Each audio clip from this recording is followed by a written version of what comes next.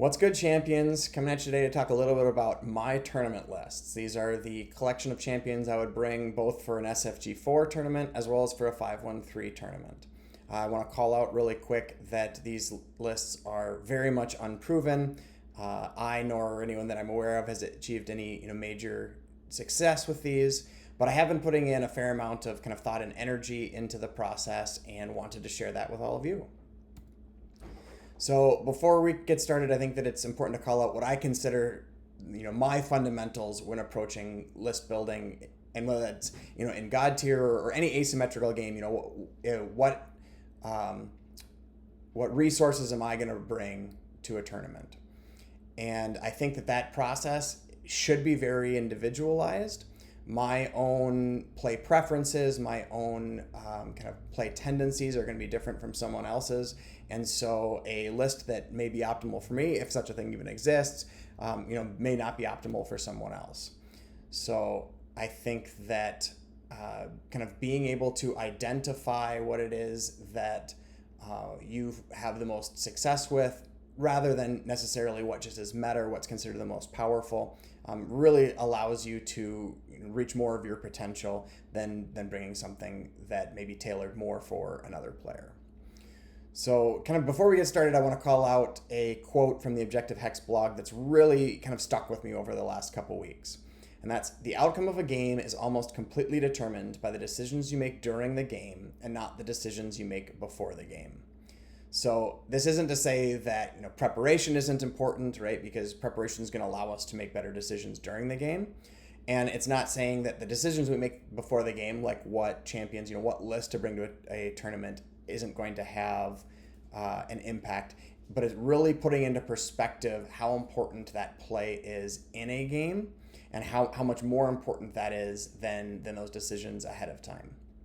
So that kind of leads to two of the key points that I was taking into consideration as I was building this list, and that's going into a tournament, I want to play champions that I'm very familiar with. And that's going to allow me to focus more on the game and less on thinking about, what can the champions do? What are their matchups? What are some of the nuances? And the more mental energy that you can put into the tactics of the game you're playing, the more percentage points you can kind of eke out. And I think that having that familiarity, that comfort, just allows you to focus on those most important aspects of the game. Know your champion skills, know the matchups, know some of the kind of nuances on positioning versus such a wide array of play styles, all going to be very helpful. I also think that as you're building a list, putting emphasis on the champions that you enjoy playing and whose style matches your play. We've been playing this Clash of Worlds tournament, and so with that, I've talked to a number of players that have kind of rounded out their lists, taking a champion, specifically Kaylin, who is considered very, very strong, and maybe wasn't even intended as ban bait, but they don't enjoy playing them. And so even in the games where they're kind of forced to play them, even though it's an incredibly powerful champion, it's less fun, and I think that leads to more suboptimal play than if you were to grab a champion that you enjoy playing that may be considered lower on that power spectrum. And so as I look at my list, these are two of the things that I'm going to really kind of pivot around, which is finding those champions that I enjoy playing and that I'm comfortable building a breadth of experience for, so that I can really focus on the tactics of the game when I'm in a tournament. So before we kind of look at that list, kind of understanding my style, my personal style of how I like to play. First and foremost is non-linear champions. So what I mean by this is having champions that are less predictable or that have more options that allow me to earn these little minor percentage points or capitalize on opponents' misplays, make opponents have to think more about all the different possible lines that I can be taking. I really enjoy that style of game. And I struggle a lot more with the kind of champions that are a little bit more direct or linear in terms of what they're trying to do. Because when there are players with more experience than me, they can oftentimes take advantage of the fact that they know what it is that I want to be doing. And kind of set up situations where that is no longer optimal, but because it's a little bit more of a focus champion, they've effectively taken away options as opposed to just limiting them. I also really lean towards flexibility and versatility over power. What I'm finding is that there's a pool of heroes in God tier that I consider flexible, versatile, and powerful. And I think that those are the champions that I'm naturally kind of leaning towards.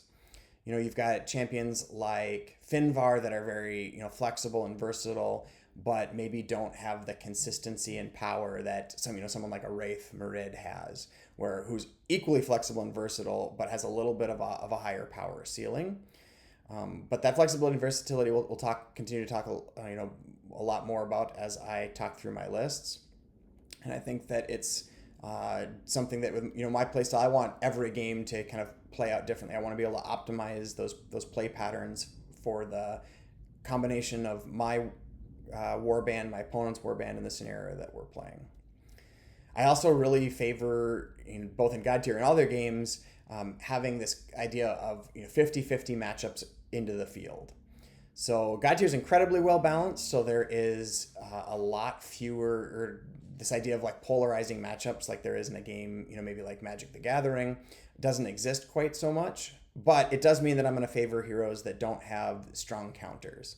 And even if I include in something like an SFG4 list one hero with one champion with a strong counter, and maybe a second champion is suboptimal to bring into a specific scenario, now I'm kind of forced into bringing that hero with a strong counter, so I'm just going to kind of avoid that holistically. I also lean, my natural tendency is a lot more control oriented. There's been a lot of discussion around dice variance and anything that I can do to reduce that variance, which typically means control in God tier, I find is something that I'm just naturally looking towards and naturally have that kind of affinity for. There's a great article kind of as a tangent point on the Objective Hex blog called Victory Conditions in God tier, and it references a very, very well-known article on Magic the Gathering, but it kind of applies to really all tactical games, and that's identifying whether you are the aggro player or the control player, and depending on the matchup, that role shifts. And if you can't identify that and you play as the aggro player when you need to be playing as the control or vice versa, you can really put yourself in suboptimal conditions. So there's some great nuggets in this. I highly recommend everybody reads it if you have not already. Kind of the last thing that I'm going to be is like a key philosophy as I'm list planning is avoiding more than one slow champion. And I really don't necessarily think this is inherently bad. I think that there's a lot of incredibly strong lists that have 2-3 slow on the champions that are on the slower end, but just for my own play patterns, for what I kind of the style of play that I'm looking for, I don't like to be boxed into specific lines of play. I like to have as many options. So I want all my champions to be able to flow around the map as is necessary. I don't want to have to position one in a specific way just because they're not going to be able to flow.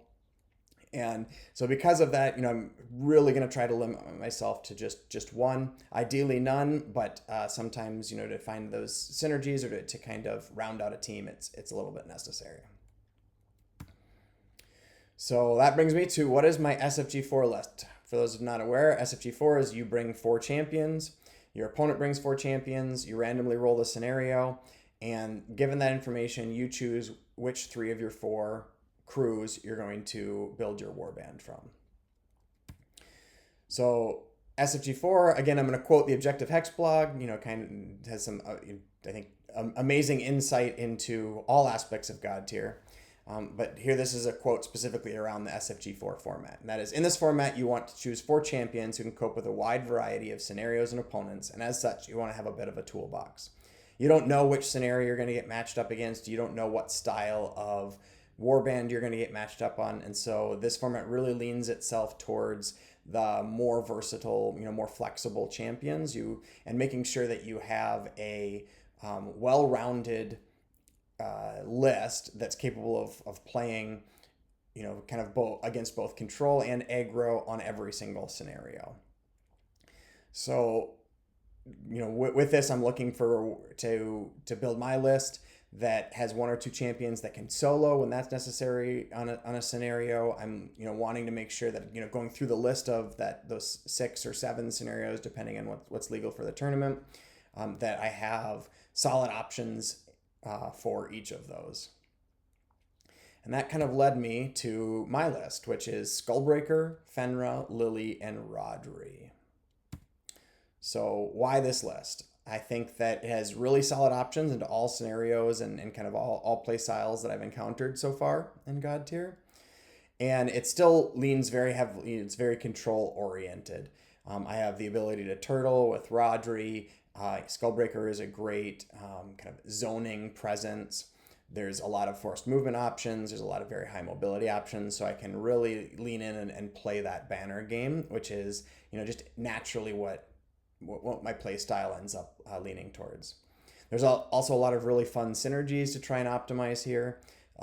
Lily and Skullbreaker are a little bit of an engine. Lily being able to push enemies into Skullbreaker range. Lily and Fenra can kind of speed up Rodri. So, Rodri's major disadvantage is that he's kind of slow. But I really just love Rodri. He wasn't originally in my SFG4 list, and I've been playing with him more and more in the Clash of Worlds tournament, and just think that he's really fun and he's really positioned well. Having both Rodri and his followers have 4 protection and easily able to give themselves up to 5 protection in a meta where high accuracy is very important, and those high accuracy units tend to have lower damage, and so Rodri can really function as that pivot point, on the map, and he can be a really consistent area that is going to be very hard to kind of for your opponent to force their way into, and that lends itself really well to defending banners and being able to kind of control a zone. Also, Rodri and Skullbreaker really help maintain space for Lily and Fenra. Fenra, is I think a very interesting maelstrom, one that I've enjoyed playing and don't think that I'm anywhere close to optimal play with her yet. But being kind of susceptible to being one shot, having that ability to be in a zone where they're a little bit protected until they're ready to strike. It just gives the champions much stronger feel than when they're trying to survive and be offensive kind of all at the same time. So considerations, the key consideration here is Wraith, right? Wraith is my favorite champion. It's not particularly close. When we look at champions that are non-linear, that give you just tons and tons of options, when we look at champions that are versatile, I think that if I were to design a champion for my perfect playstyle, it'd be close to Wraith. One of the best ultimates in the game, can play control, can help contribute when you want to play a little bit more aggressively. Great champion. So why am I not bringing him? Originally he was in the place of Rodri, and I had a few other minor shifts because I really enjoyed that Lily plus Wraith combination. But with SFG4, as I've kind of matured and gotten more experience with God tier, I've come to the decision that I really wanted a Slayer in my list, which I didn't have originally because I had 2 Shapers. And so I knew I had to drop one of the Shapers, and I just liked Lily's synergies a little bit more with the other champions that I was also kind of having that affinity to. So Lily having followers that are a little bit more synergetic with Fenra, Lily being able to kind of push into Skullbreaker, Lily being able to speed up Rodri. She just enabled a lot more breadth of play, even though Wraith I considered so flexible and such a versatile and kind of just universally strong option. It's one of the hardest drops, as I'm kind of trying to come up with this, and one that may find its way back into my list, but for right now, I'm kind of favoring Lily over Wraith. Another kind of consideration is replacing Skullbreaker with Maxon. I actually enjoy playing Maxon more than Skullbreaker, and so I'm a little bit violating that kind of idea of bring the champions that you want to play, but I do not enjoy playing Maxon with Rodri.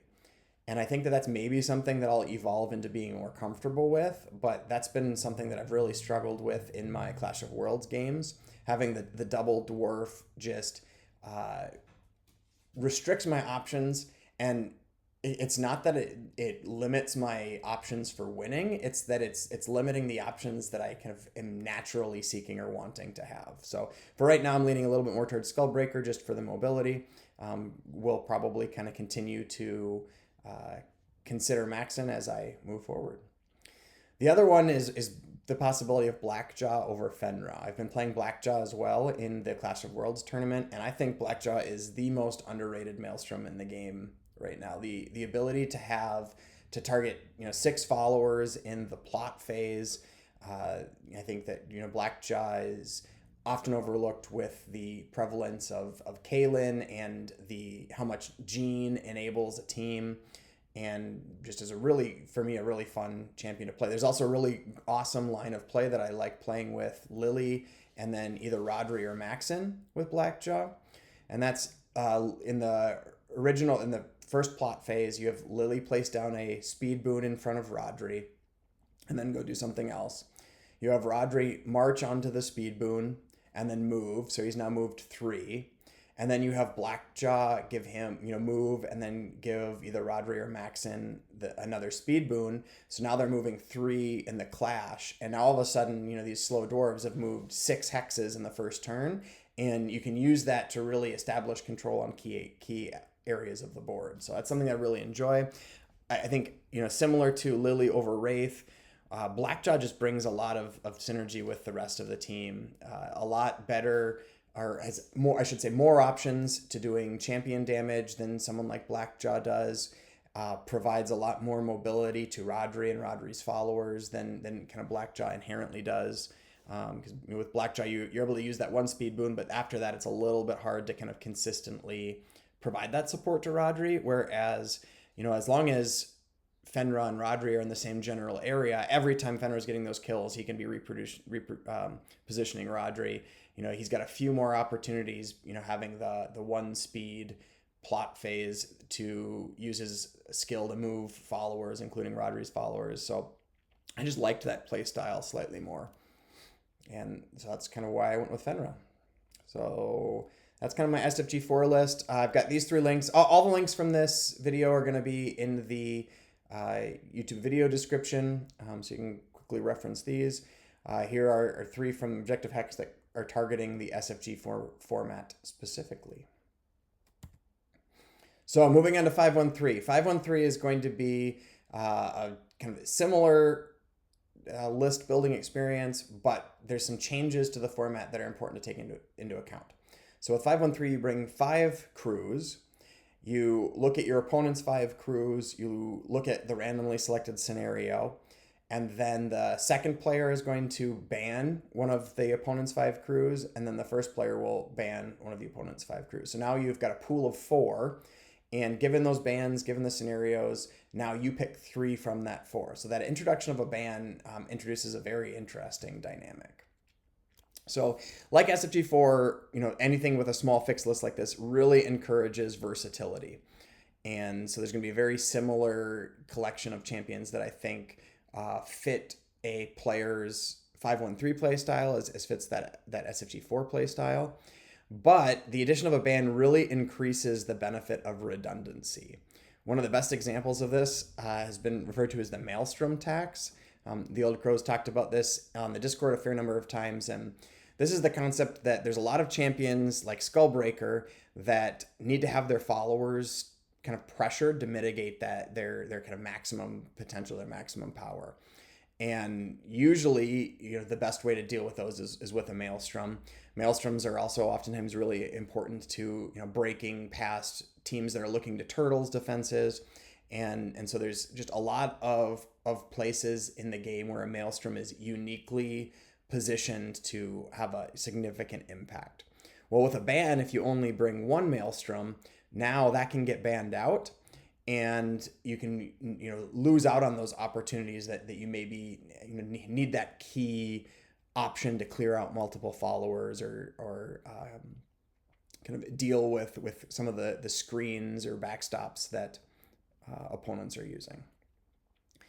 So that's kind of an interesting aspect of introducing the ban, and just one example of that importance for redundancy, and maybe looking to bring 2 Maelstroms as that Maelstrom tax.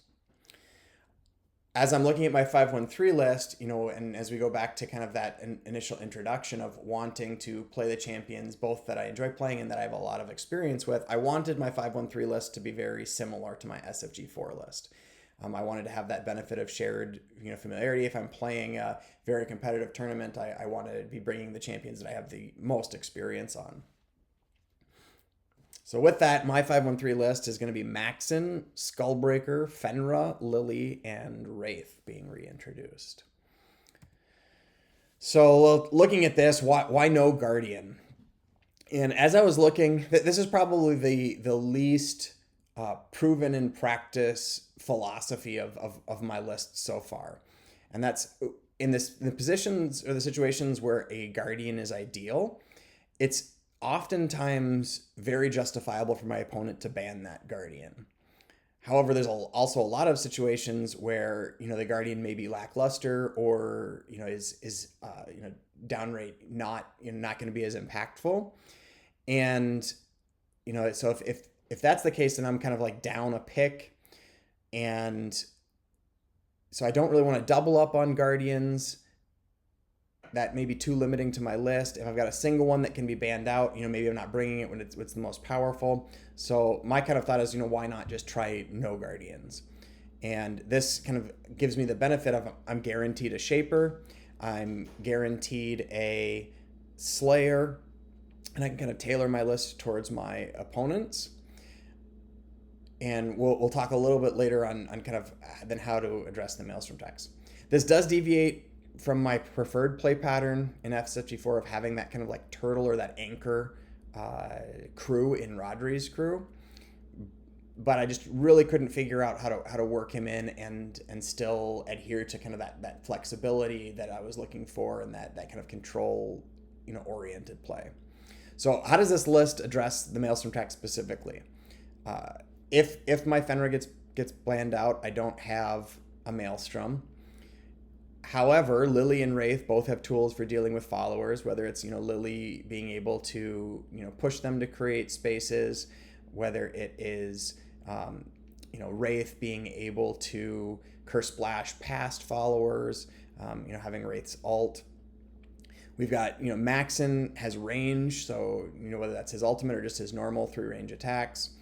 Skullbreaker can walk through. So even when my Maelstrom gets banned out, I still have some outs. I still have some alternative lines that I can use to address some of those, at least most of the overlapping situations where a Maelstrom would be required. Another thing, kind of looking at this list that may stand out to people is there is a Maxon and Rangosh bromance. And there's a whole article on this on Objective Hex that's really interesting. That pairing is exceptionally strong for a variety of reasons. I brought Skullbreaker because I brought Skullbreaker for my SFG4 list. So again, a little bit for familiarity. And I also really wanted an accuracy option when I was only bringing one Slayer. So part of Rangosh's power is being paired with Maxon for some of those free accuracy boons.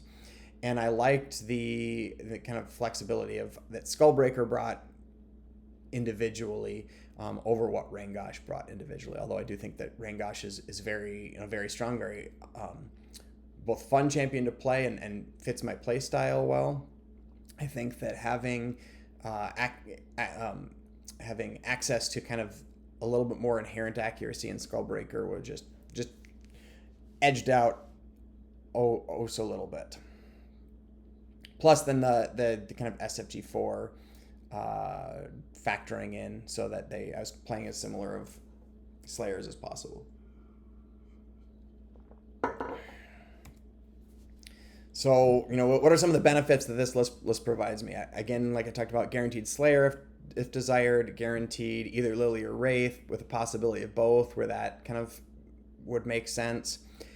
Amazing natural speed for all of these with access to, a plethora of additional movement options. We've got, both Gearhawks and Wraith Splashlings have placement effects. To a certain extent, Lily's Thornlings do too with their deep roots. We got things like Skullbreaker being able to move through units, having his followers be able to push him around. We've got Fenra, which is just the king of repositioning your own units. We've also got a breadth of forest movement options. So, Wraith's Tsunami, the Splashlink's Tide. We've got, Skullbreaker's Go for the Belly augmentation to his Jaw Blade, Maxon's Shrapnel Shot, a bunch of options from the followers, plus Lily, being the absolute paragon of pushing. Just has a lot of that kind of tactical movement, both for protecting banners, and then that also doubles as working really well for creating lanes to crush those banners. This list also has a lot of fun things they can do with flexible boon options to tailor to the matchups. So there's a lot of these kind of wild card boons that can be given out, so that it makes it really easy to buff those statistics that are going to be most important for the particular matchup. So if I'm playing more defensive, I can give more dodge, more protection. If I'm playing offensive, I can give more accuracy, more damage with things like Wraith's Rippling Scales, Lily's Breath of the Earth, Touch of the Fae trait. Maxon's Tinker can give his birds any boon that they want. Toothbarrier's Set Up the Boss can give Skullbreaker any boon that they want. And so there's just a lot of options for kind of building up those kind of minor edges by selecting the right boon for the situation. There's also universally high accurate attacks across the board. Everyone has access to a 6 accuracy or better, plus the accuracy boons given out by Maxon's Gearhawk trait, plus those wildcard boons that we talked about before, Skullbreaker's Hunting Call in the plot to give followers accuracy. There's a lot of ways to make sure that I'm hitting those high dodge champions or followers. And then the list has really easy 6+ damage attacks from Maxon, Skullbreaker, Fenrir, Wraith, basically everybody but Lily, to deal with some of those high protection champions, whether that's Nia's followers, whether that's someone like Rodri.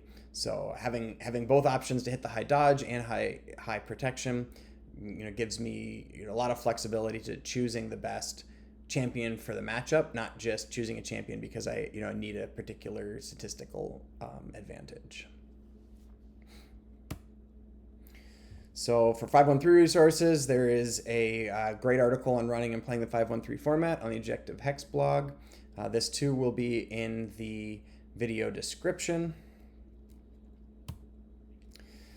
And for shoutouts, I want to give a huge shout out to Grumpy Sam, maintainer of the Objective Hex blog. I know I call him out in a lot of these videos. You'll notice that as I was looking for resources, they were pretty much exclusive to that blog. It's just kind of the gold standard for God tier content. And while I'm looking forward to more people in the community generating content, for right now, that blog is kind of the go-to resource, and really appreciate all of the energy and effort that he puts to maintaining that.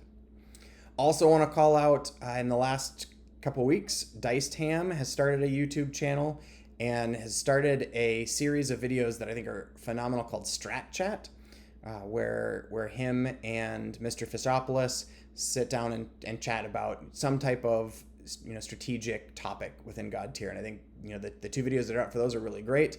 I highly recommend anyone who has not followed to go follow that YouTube channel, like his videos.